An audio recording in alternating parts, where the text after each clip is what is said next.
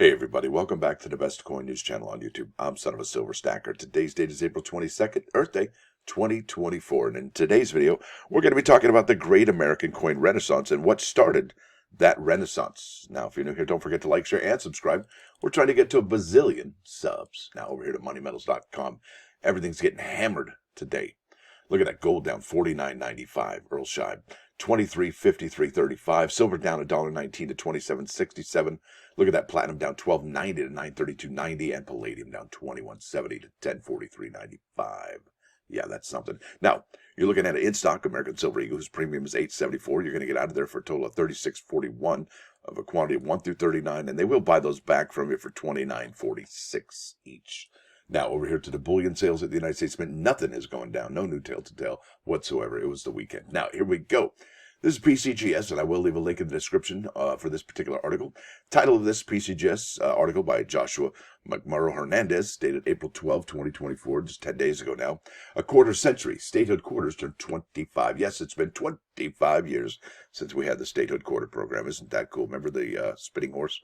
All right, here we go. The 1999 Delaware quarter kicked off the decade-long 50-state quarter program, courtesy of PCGS TrueView. That's right, and you can click to enhance or enlarge the image. There it is. Bam! Look at that. Beautiful coin. Gorgeous stuff right there. And do you collect these? I bet you did at one point. You may not anymore. And here we go. The silver ones are worth bank, right? Those 90%ers. Here we go. The 50-state quarters debuted 25 years ago in 1999. And the numismatic scene in the United States has never been quite the same. I added that quite part. This revolutionary circulating commemorative coin program, paying homage to each 50th states in the order in which they entered the Union, inspired millions of people to jump into coin collecting or to jump back into coin collecting, right? So there you go. With the first state quarters, or when the first state quarters were released in 1999. In fact, I have some Philadelphia 1999 that I will be submitting to the fun show in, I want to say it's June or July here. Oh boy, I think they're going to be Mint-State 68. I can't wait. Now, says they were unlike anything the United States Mint had ever struck. They arose at a time when the United States Mint was admittedly producing very little in the way of new circulating coins, except for some recent through minor die enhancements on the circulating coins of the era. The Delaware quarter was the first coin out of the gate, riding into history with its reverse depiction of founding father Caesar Rodney astride his horse. Now, on July 2nd, 1776, he rode more than 70 miles overnight in a thunderstorm from Dover, Delaware to Philadelphia to cast a deciding vote in the Continental Congress favoring national independence. Delaware was chosen as the first state honored on the quarter, given it was the first state to join the nation. The series wrapped up in 2008 with Hawaii, the last state to that point admitted to the Union, and I believe that was in 1949, folks, along with Alaska. Now, the two coins and the other 48 quarters that came along in between catalyzed much of the numismatic fervor for a full decade. During that time, millions of new coin collectors were minted, and for a good decade, the hobby benefited from a flurry of media attention that many would say had not been matched since. Now, I disagree with that. I do believe the American women quarters had the advantage of social media, and that was huge. And I do believe the United States Mint went gonzo. I guess I want to say fostering the program by talking about it so much. And there was Oprah talking about it. There was ABC, NBC, CBS, Fox News. Everybody was talking about it. So I think the American Women Quarters program really outdid that one as far as the flurry of media attention. Now, here's the other thing. All right. Now, this doesn't talk about how the state quarters program actually burned out coin collectors, some coin collectors, but maybe in particular coin shop owners, right? Because they had to have how many years of that product just sitting on the shelf collecting dust, and how much money did they have to put in? There's a proof set, silver proof set, I mean, it just got to the point where it's like, okay, this is too much. Now, the fact that the United States Mint is doing a 4-year series for the American Women Quarter series, that should make everybody stand up and applaud. All right, I got chicken skin thinking how amazing that is. Now, it says here in the beginning, while the 50-state quarters was a very American concept, yeah, sure. It was inspired by a successful circulating coin program that the Royal Canadian Mint endeavored upon in the early 1990s. In the 1992 Canada 125 quarters honors each of the nation's then 12 provinces and territories, and were released into circulation over the course of the year that marked the 125th anniversary of the country's confederation. So it looks like we gravy trained the Canadian quarter program doing that in 1999. So yeah, it looks like 7 years later, we're like, hey, why don't we do that? It's real original there, right? That's too bad. But it did do something remarkable. It did start off this great American coin renaissance that we're living through even to this day. Now, there we go. One of the 1992 Canadian quarters commemorating Canada's 125th anniversary of the Confederation and the nation's various provinces and territories, courtesy of PCGS. Click image to launch. All right, there we go. That's cool looking. And really, I don't know, man. That's amazing. I love that. That's really cool. Now, it says here the program spurred millions of Canadians to check their change for the new quarters, bringing new interest in the hobby throughout the land, widely known as the Great White North. Take off, eh? This compelled numismatic advocates on the United States side of the border to consider similar initiative. Hey, why don't we do that? You know, right?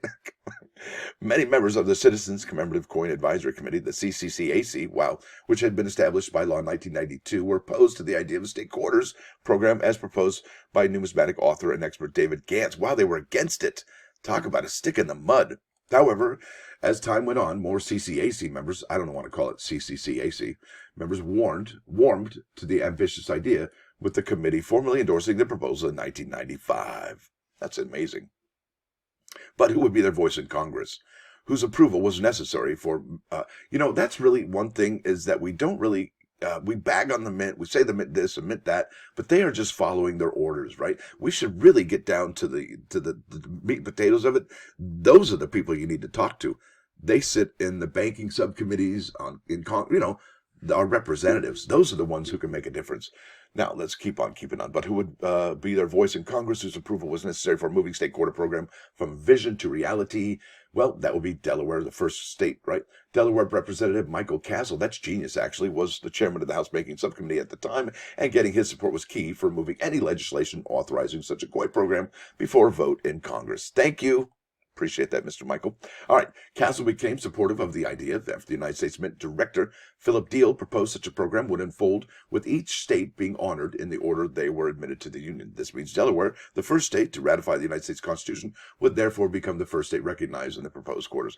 Is that big of a deal? It's like, oh, we're first, yay. Not really, right? It wasn't long before Castle moved forward in preparing legislation for the state quarters. Maybe it's prestigious, I don't know.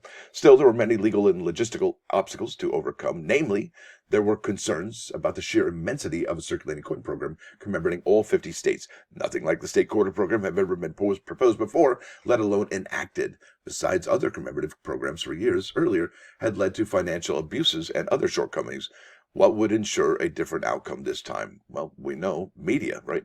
Deal and Castle proposed well-researched models suggesting a state quarter program could yield well over $2 billion in government profits, though even this failed to move Treasury officials closer to offering their blessing. Yeah, you'll make $2 billion out of it. Nah, I think I'm good. You go ahead. Go without me. I don't need... What?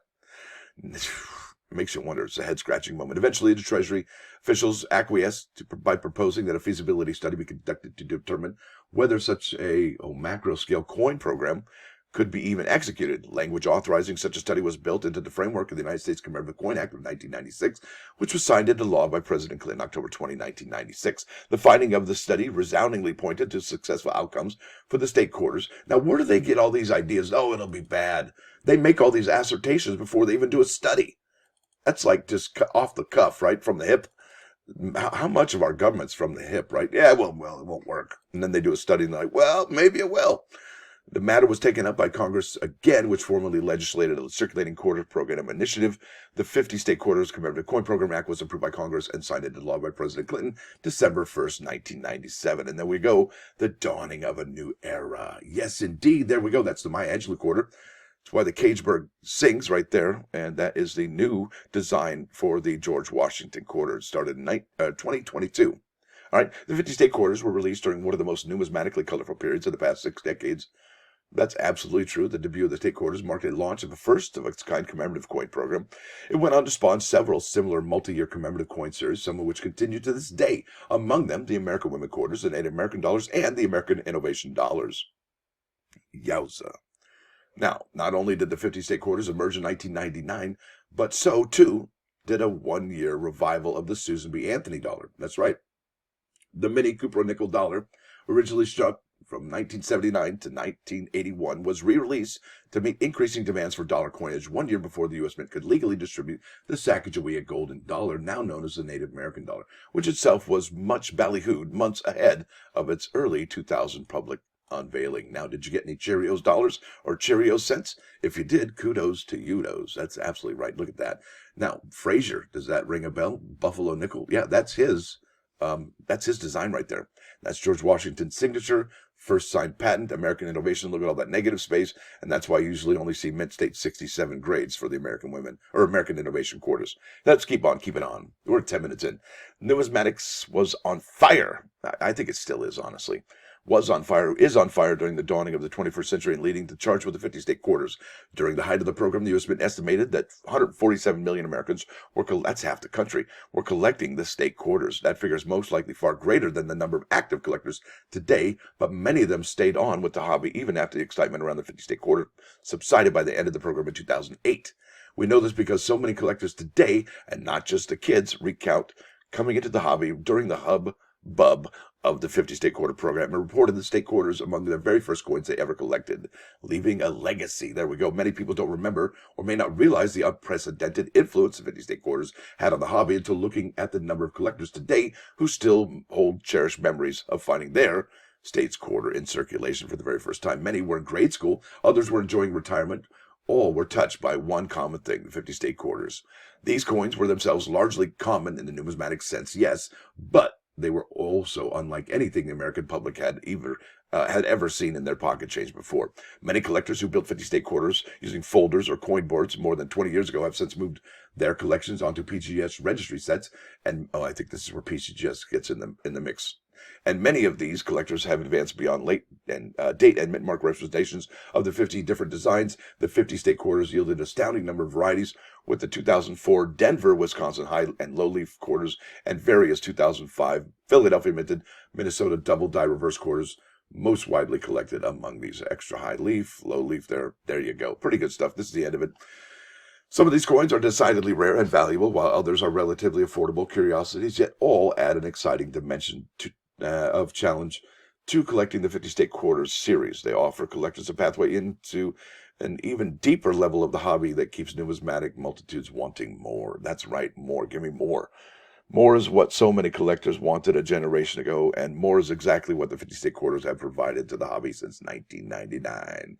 One of the most beautiful things about the 50 state quarter is that they continue to circulate today, absolutely, offering millions of non-collectors an accessible way. I picked up one myself just the other day. I had 2 American Women quarters and then one of the 50 state quarters. They also serve as a springboard, and that was at Disney World.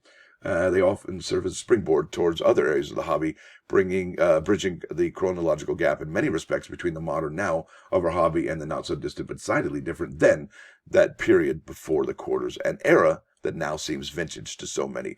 And, that really reminds me, when you pick up all these chains at places like Walt Disney World, they probably have their own banking system in there, and they have coins in there for like the last 50 years, I would imagine. Now, as the pop culture milieu, that's right, social milieu of the 1990s and 2000 now itself becomes retro in the eyes of millennials and Gen Z, who are increasingly shaping the direction of today's world. And there's more of those, I think, Gen Z in working than boomers now, which is amazing. All right, in today's world, we also see the interest of 50 state quarters. It's hard to say, with the quarters are about as ubiquitous at one point as flip phones and Blockbuster video. Rentals haven't yet staged a comeback, but flip phones are all the rage once more. Could 50 state quarters nostalgia be all that far behind? I don't think so. Like I said, 25 years in, I'll be at the Fun Show this summer submitting my greatest, at least I think they're the greatest examples I have of these coins. Wish me luck. Now, this is the plus ones. We're 14 minutes in. This is Sanhedrin 38. When a man uses a die to stamp out coins, they all come out alike, right? But the Lord stamped out men with the die of Adam, yet each of us is different. So each and every single one of us has the right to say, hey, for my sake was the world created. That's right. Don't you forget that. You're very special. Now, here we are at 395 99.9 KOI and Coin News Radio. This is Billy Idol, a vital idol, White Wedding. Yeah, that's right. So, I want to thank y'all for coming. Thanks for dropping by. Don't forget to hit that like button. And if you do like what you hear and see, sub to the channel. It's free. And hey, if you'd like to become a member, it's only $1.99 a month. And it helps me make these videos each and every single day. Stacker out.